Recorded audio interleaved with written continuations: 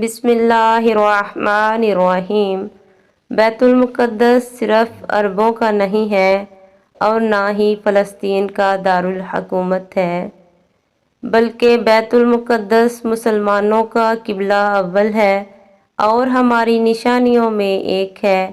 بیت المقدس کو پہلی مرتبہ سیدنا عمر فاروق رضی اللہ عنہ عربی نے فتح کیا، دوسری مرتبہ سلطان صلاح الدین ایوبی رحمۃ اللہ علیہ کردی نے اسے کفار سے آزاد کروایا۔ اس کی دشمنوں سے حفاظت سیف الدین سلجوقی نے کی اور اب بھی بیت المقدس تب تک آزاد نہیں ہو جاتا جب تک ہم اپنی ان سرحدی، لسانی و قومی پابندیوں سے نکل کر ایک وحدت کی رسی کو نہیں تھام لیتے۔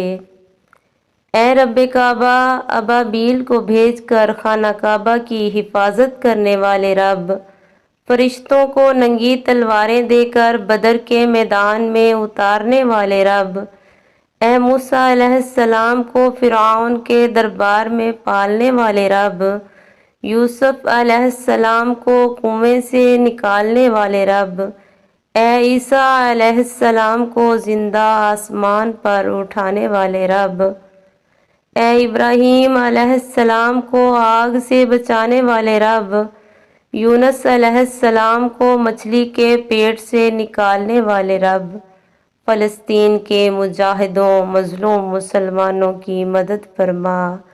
یا اللہ عز و جل، تیرے لشکر بہت سارے ہیں، اپنے کسی لشکر کو بھیج کر فلسطینیوں کی حفاظت فرما۔